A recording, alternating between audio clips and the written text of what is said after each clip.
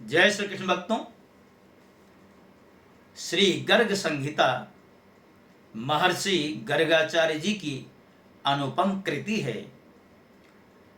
इस ग्रंथ में भगवान की लीलाओं का दर्शन हमें प्राप्त होता है। इस ग्रंथ को गोलोक आदि 11 खंडों में विभाजित किया गया है और अंत में इसका महात्म्य दिया गया। तो आइए गोलोक खंड का जो चतुर्थ अध्याय है इसकी चर्चा करें। भगवान कहते हैं कि ब्रह्मन सुबल और श्रीदामा नाम के मेरे सखा नंद तथा उपनंद के घर पर जन्म धारण करेंगे। इसी प्रकार और भी मेरे सखा हैं जिनके नाम स्तोक कृष्ण, अर्जुन एवं अंशवादी, वे सभी 9 नंदों के यहाँ प्रकट होंगे। व्रजमंडल में जो 6 वृषभानु हैं उनके गृह में विशाल, ऋषभ, तेजस्वी, देवप्रस्थ और बरूथप नाम के मेरे सखा अवतीर्ण होंगे। ब्रह्मा जी कहते हैं कि देवेश्वर, किसे नंद कहा जाता है और किसे उपन्न तथा वृषभानु कहा जाता है और उनकी क्या लक्षण है। भगवान कहते हैं जो गौशालाओं में सदा गौओं का पालन करते रहते हैं एवं गौ सेवा ही जिनकी आजीविका है, उन्हें मैंने गोपाल संज्ञा दी है। अब तुम उनके लक्षण सुनो। गोपालकों के साथ 9 लाख गायों के स्वामी को नंद कहा जाता है। 5 लाख गौओं का स्वामी उपनंद पद को प्राप्त करता है और वृषभानु नाम उसका पड़ता है जिसके अधिकार में 10 लाख गौएं रहती हैं। ऐसे ही जिसके यहाँ 1 करोड़ गौओं की रक्षा होती है वह नंदराज कहलाता है। 50 लाख गौओं के अध्यक्ष की वृषभानुवर संज्ञा है। सुचंद्र और द्रोण ये 2 ही ब्रज में इस प्रकार के संपूर्ण लक्षणों से संपन्न गोपराज बनेंगे और मेरे दिव्य ब्रज में सुंदर वस्त्र धारण करने वाली शतचंद्रानना गोप सुंदरियों के 100 यूथ होंगे, अर्थात समूह होंगे। ब्रह्मा जी कहते हैं कि भगवान, आप दीन जनों के बंधु और जगत के कारण, प्रकृति के भी कारण हैं प्रभो। अब आप मेरे समक्ष यूथ के संपूर्ण लक्षणों का वर्णन करें। भगवान कहते हैं, ब्रह्मा जी सुनिए, मुनियों ने 10 कोटि को 1 अर्बुद कहा है। जहां 10 अर्बुद होते हैं उसे यूथ कहा जाता है। यहाँ की गोपियों में कुछ गोलोक वासिनी हैं, कुछ द्वार पालिका हैं, कुछ श्रृंगार साधनों की व्यवस्था करने वाली हैं और कुछ सैया संवारने में संलग्न रहती हैं। कई तो पार्षद कोटि में आती हैं और कुछ गोपियां श्री वृंदावन की देखरेख किया करती हैं। कई गोपियां कुंजवन को सजाती संवारती हैं तथा बहुतेरी गोपियां निकुंज में रहती हैं। इन सब को मेरे ब्रज में पधारना ही होगा। ऐसे ही यमुना गंगा के भी यूथ हैं। इसी प्रकार रमा, मधुमाधवी, विरजा, ललिता, विशाखा एवं माया के यूथ होंगे। ब्रह्मा जी, इसी प्रकार मेरे ब्रज में 8, 16 और 32 सखियों के भी यूथ होंगे। पूर्व के अनेक युगों में जो श्रुतियां, मुनियों की पत्नियां, अयोध्या की महिलाएं, यज्ञ में स्थापित की हुई सीता, जनकपुर एवं कौशल देश की निवासिनी सुंदरियां, तथा पुलिंद कन्याएं थीं तथा जिसको भी मैं पूर्ववर्ती युग युग में वर दे चुका हूं, वे सब मेरे पुण्यमय ब्रज में गोपी रूप में पधारेंगी, उनमें भी यूथ होंगे। ब्रह्मा जी प्रश्न करते हैं, हे पुरुषोत्तम, स्त्रियों ने कौन सा पुण्य कार्य किया है तथा इन्हें कौन कौन से वर मिल चुके हैं जिनके फलस्वरूप ये ब्रज में निवास करेंगी। कारण आपका वह स्थान तो योगियों के लिए भी दुर्लभ है।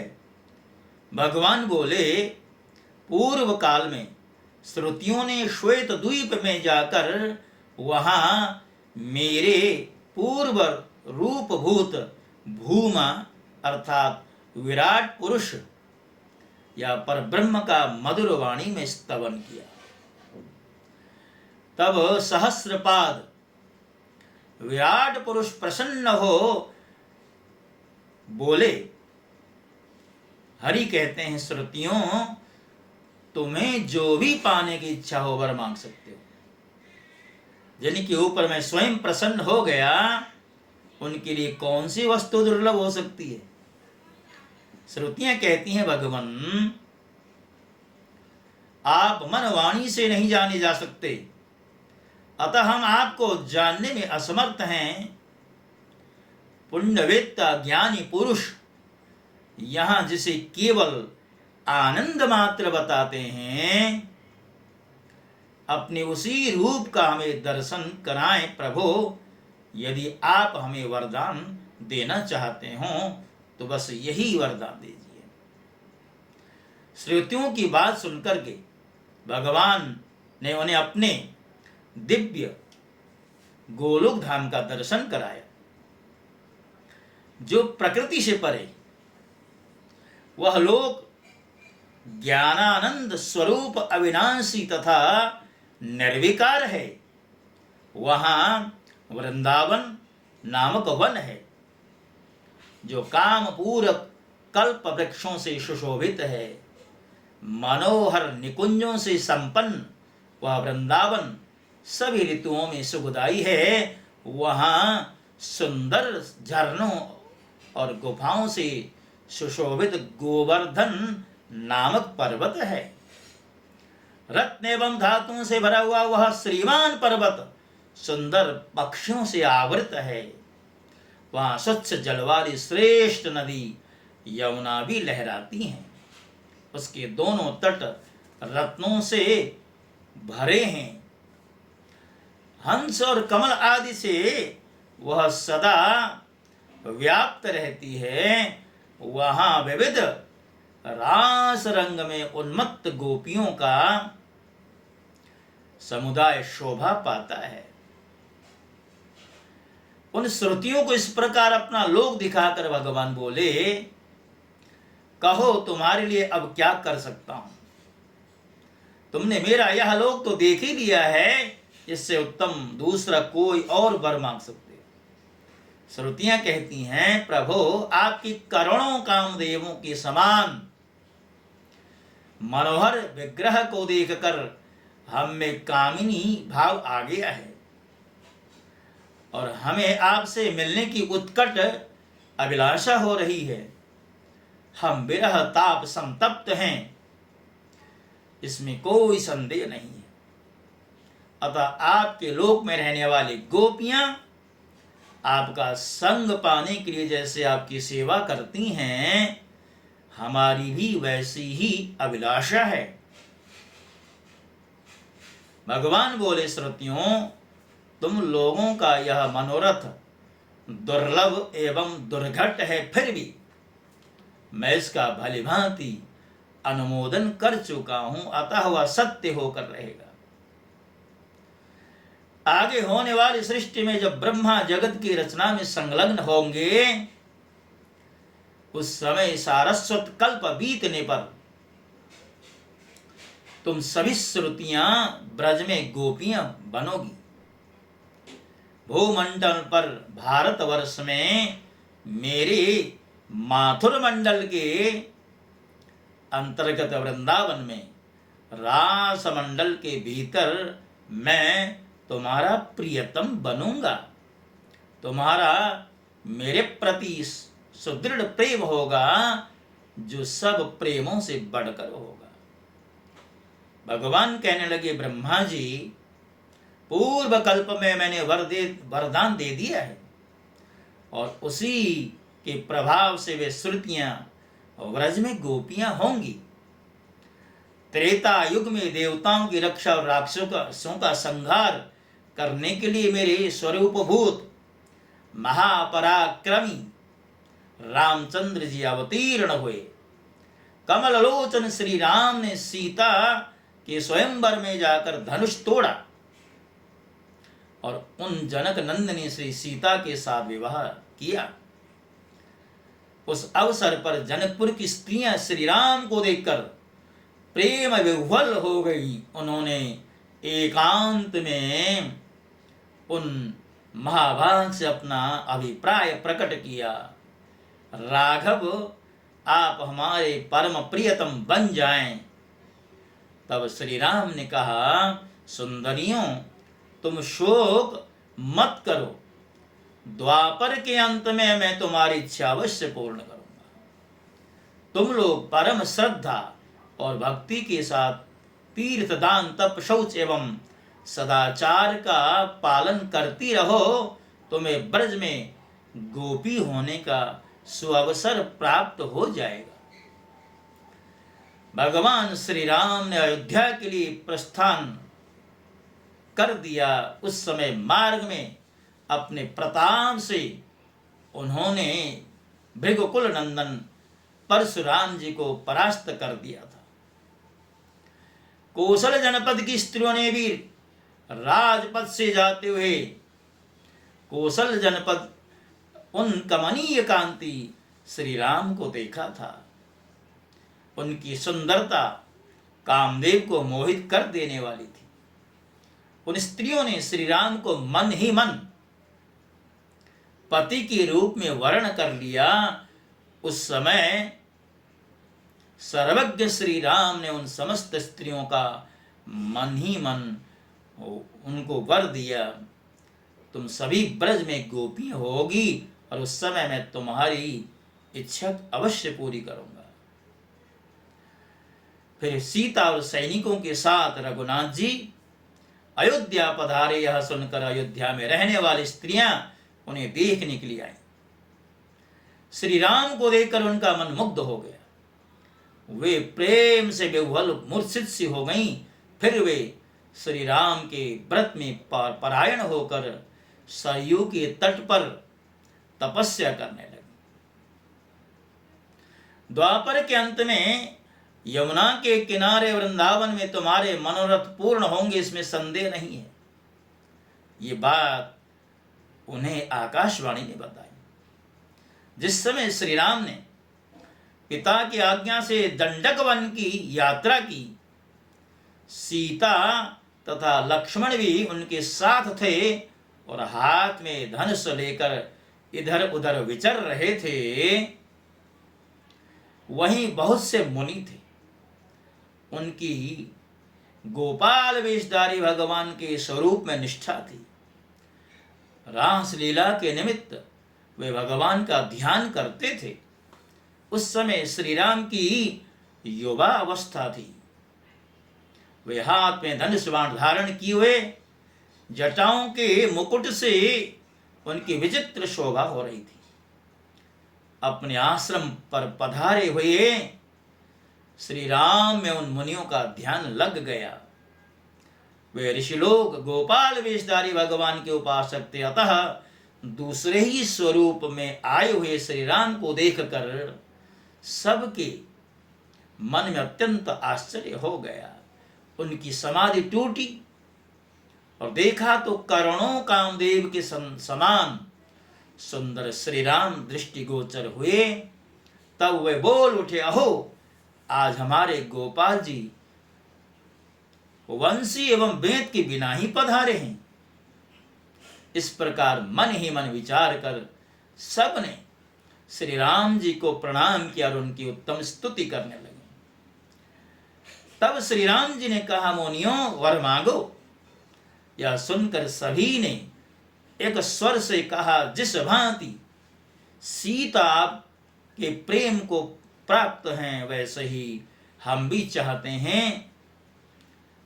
तो श्री राम बोले, यदि तुम्हारी ऐसी प्रार्थना है कि जैसे भाई लक्ष्मण हैं वैसे ही हम भी आपके भाई बन जाएं, तब तो आज ही मेरे द्वारा तुम्हारी अभिलाषा पूर्ण हो सकती है, किंतु तुम तो सीता के समान होने का वर मांग रहे हो, अतः यह वर महान कठिन व दुर्लभ है। क्योंकि इस समय मैंने एक पत्नी व्रत धारण किया है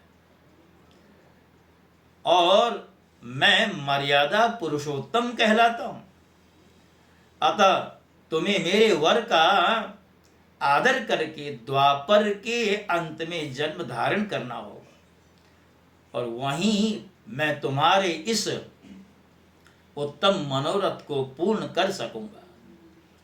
इस प्रकार वर देकर श्री राम स्वयं पंचवटी पधारे। वहां पर्णकुटी में रहकर वनवास की अवधि पूरी करने लगे। उस समय बेलोक स्त्रियों ने उन्हें देखा। उनमें मिलने की उत्कट इच्छा उत्पन्न होने के कारण वे प्रेम से विह्वल हो गईं, यहाँ तक कि श्री राम के चरणों की धूल मस्तक पर रखकर अपने प्राण छोड़ने की तैयारी करने लगी। उस समय श्री राम ब्रह्मचारी के वेश में वहां आए और इस प्रकार बोले, स्त्रियों तुम व्यर्थ ही प्राण त्यागना चाहती हो, ऐसा मत करो। द्वापर के शेष होने पर वृंदावन में तुम्हारा मनोरथ पूर्ण होगा। और यहां पर भगवान श्री राम जी की जो लीला है उसको एक एक करके प्रकट किया गया है। और इतना ही नहीं, आगे बताया भगवान श्री राम ने सुग्रीव आदि प्रधान वानरों की सहायता से लंका में जाकर रावण प्रभृति राक्षसों को परास्त किया। फिर सीता को पाकर पुष्पक विमान द्वारा अयोध्या पधारे। राजाधिराज श्री राम ने लोकापवाद के कारण सीता को वन में छोड़ दिया। अहो, भूमंडल पर दुर्जनों का होना बहुत ही दुखदायी है। जब जब कमललोचन श्री राम यज्ञ करते थे तब तब विधिपूर्वक सुवर्णमयी सीता की प्रतिमा बनाई जाती थी। इसलिए श्री राम भवन में यज्ञ सीताओं का एक समूह ही एकत्र हो गया। अब अलग अलग अवसरों पर जब अलग अलग मूर्तियां बन गईं तो मानो वहां सीताओं का समूह ही खड़ा हो गया। वे सभी दिव्य चैतन्य घन स्वरूपा होकर श्री राम के पास गईं। उस समय श्री राम ने उनसे कहा, प्रियाओं मैं तुम्हें स्वीकार नहीं कर सकता। वे सभी प्रेम परायणा सीता मूर्तियां दशरथ नंदन श्री राम से कहने लगे, ऐसा क्यों? हम तो आपकी सेवा करने वाली हैं। हमारा नाम भी मिथिलेश कुमारी सीता है और हम उत्तम व्रत का आचरण करने वाली सतियां भी हैं, फिर भी हमें आप ग्रहण क्यों नहीं करते? अर्धांगिनी का दर्जा क्यों नहीं देते?